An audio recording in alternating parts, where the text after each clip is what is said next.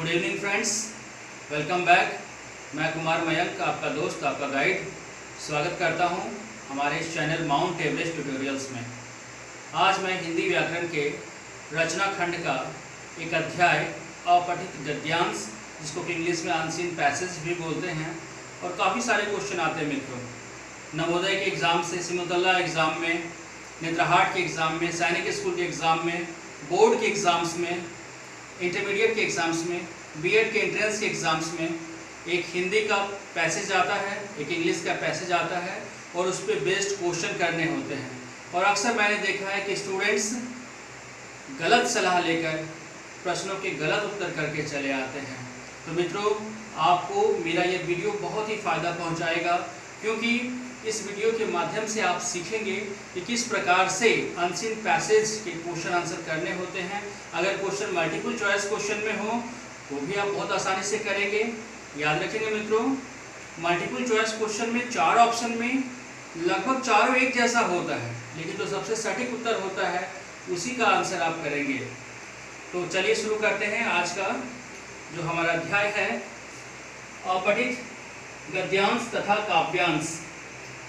अपठित का मतलब होता है, अपठित का अर्थ होता है जो पहले से ना पढ़ा गया हो। इसलिए अपठित गद्यांश और काव्यांश पाठ्य पुस्तक से नहीं दिए जाते हैं।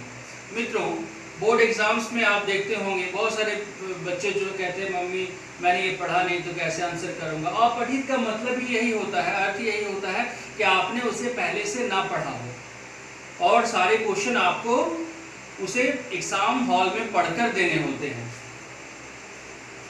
अपठित गद्यांश अथवा काव्यांशों के उत्तर उन्हीं में से खोजने होते हैं। जो पैसेज आपका दिया गया है उसी को आप 2 बार कम से कम जरूर पढ़िए। आंसर उसी में छिपा हुआ होता है, आपको भाव को पकड़ करके उसका आंसर करना होता है। मित्रों, भावार्थ को समझने का प्रयास करना चाहिए। उस कॉम्प्रिहेंशन में, उस पैसेज में जो कि अनसीन है, जो कि अपठित है, आपको पढ़कर उसके भाव को पकड़ना होगा कि आपका गद्यांश या काव्यांश, कविता का अंश काव्यांश कहलाता है मित्रों, क्या कह रहा है। गद्यांश के उन भागों को रेखांकित करते चलें जिनमें किन्हीं प्रश्नों के उत्तर संभव हो। रेखांकित भाग पर पेंसिल से प्रश्न संख्या लिख देनी चाहिए। मैंने ये पॉइंट इसलिए बनाया मित्रों कि पहले आप गद्यांश को एक बार पढ़ेंगे, फिर प्रश्नोत्तर को आप देखेंगे, और फिर जब दोबारा आप गद्यांश को पढ़ेंगे तो पेन अलाउ नहीं होता एग्जाम्स में। आप पेंसिल से अंडरलाइन करते चले जाएंगे कि इस क्वेश्चन का आंसर यहाँ से आएगा, दूसरे क्वेश्चन का आंसर यहाँ से आएगा। आप अंडरलाइन कर देंगे मित्रों, ताकि आपको आंसर करने में सुविधा हो। प्रश्नों के उत्तर यथासंभव अपनी भाषा में देनी चाहिए। बहुत सारे शिक्षक ये पढ़ा देते बच्चों को अंडरलाइन करके उतार दीजिए। एग्जाम्स में भी मैंने देखा है कि बच्चे अंडरलाइन करके उसी को उतार देते हैं। ये गलत है मित्रों। आप अपने भाषा में, अपने लैंग्वेज में आप उसका आंसर करेंगे। प्रश्न के उत्तर सरल और स्पष्ट भाषा में हो।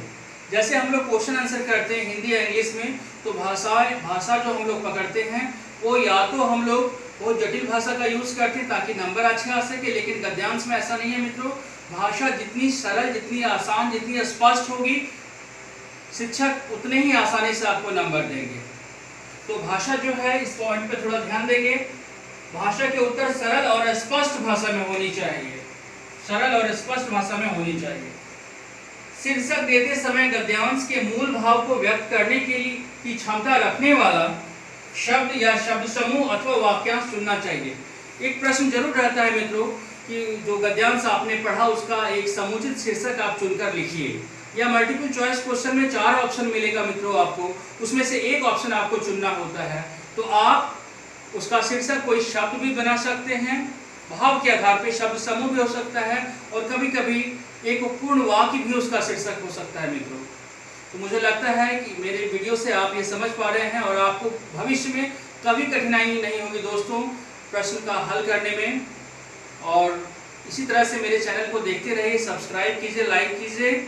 मैं आपके लिए फिर से कुछ नया लेकर आता रहूँगा। जय हिंद, धन्यवाद दोस्तों।